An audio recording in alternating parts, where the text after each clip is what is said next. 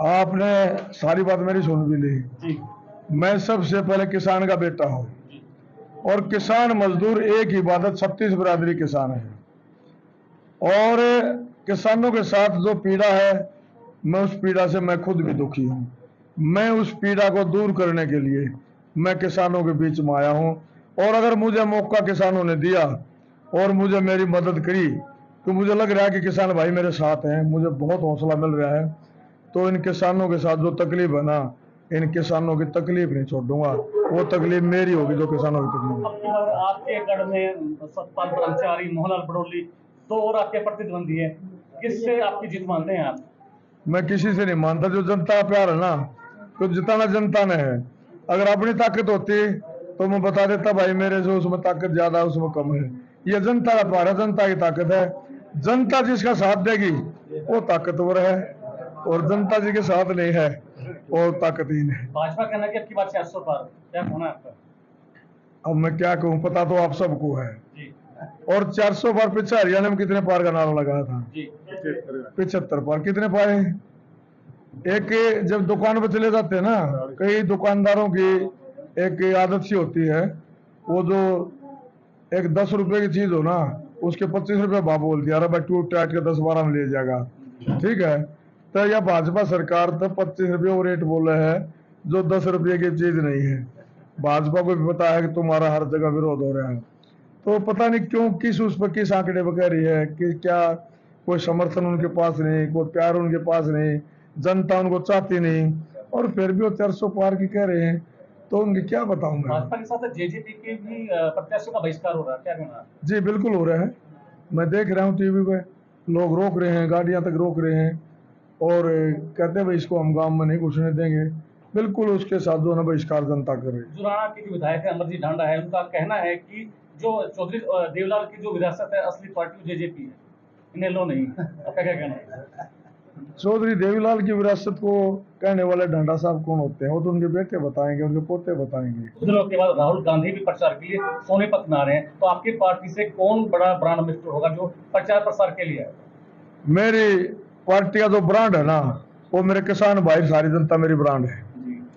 और वो क्यों बुला रहे हैं, क्यों उसको आना पड़ गया, क्यों राहुल गांधी जी को आना पड़ गया, क्यों प्रधानमंत्री जी को आना पड़ गया, क्यों अपने नड्डा जी को आना पड़ गया? ऐसी क्या मुसीबत आई कि नड्डा जी को यहाँ आना पड़ा? ये जनता है, ये ना नड्डा जी की मानने, ना प्रधानमंत्री की मानने, ये उसकी मानने की जो इनके साथ जी ने साथ दिया है। और साथ केवल चौधरी अभय सिंह चौटाला ने किसानों का साथ दिया है।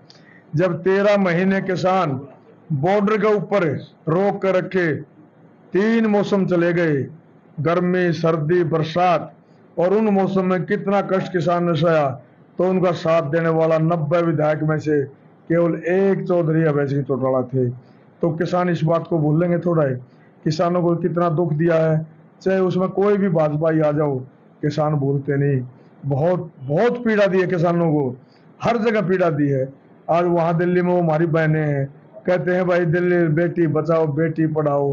बेटी के छड़ाओ का नारा तो नहीं दिया था भाजपा ने, लेकिन वहां बेटी के छड़ाई क्यों?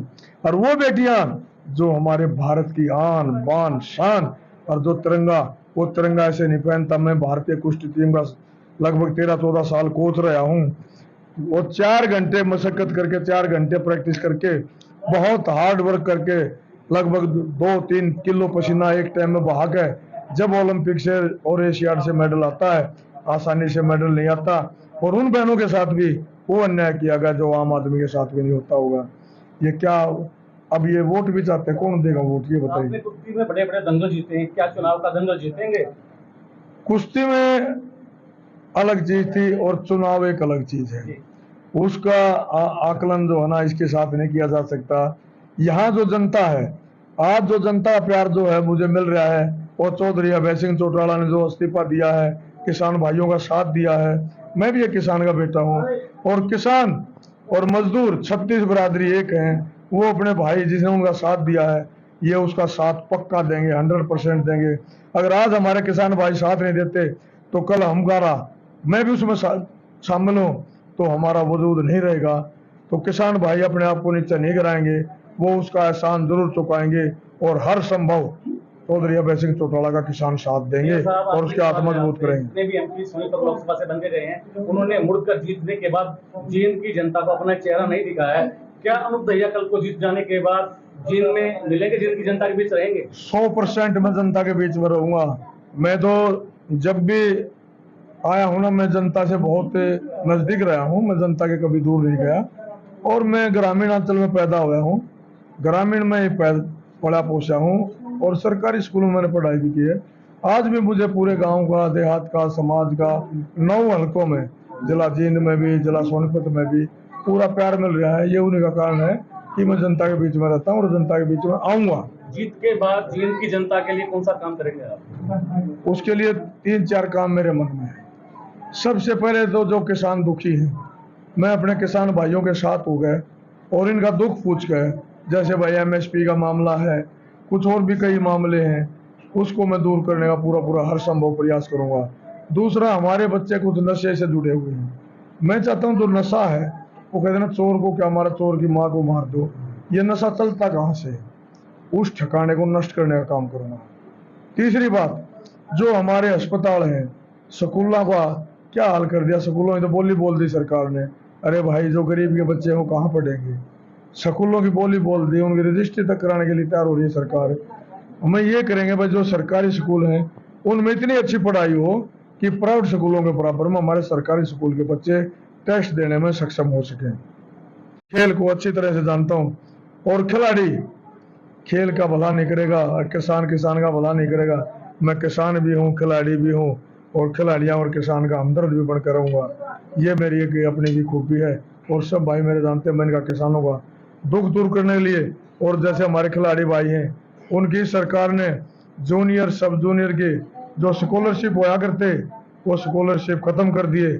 अगर हमारे को मौका मिला तो स्कॉलरशिप दोबारा से लागू करेंगे, बच्चों को स्कॉलरशिप देकर उनकी एकेडमी बनवा के उनको इतना तैयार करेंगे। आज तो हमारे ओलंपिक में 2-4 मेडल की ताक बैठते हैं, तो हम ये गिना करेंगे हमारे ओलंपिक में 10 मेडल आगे, 15 आगे।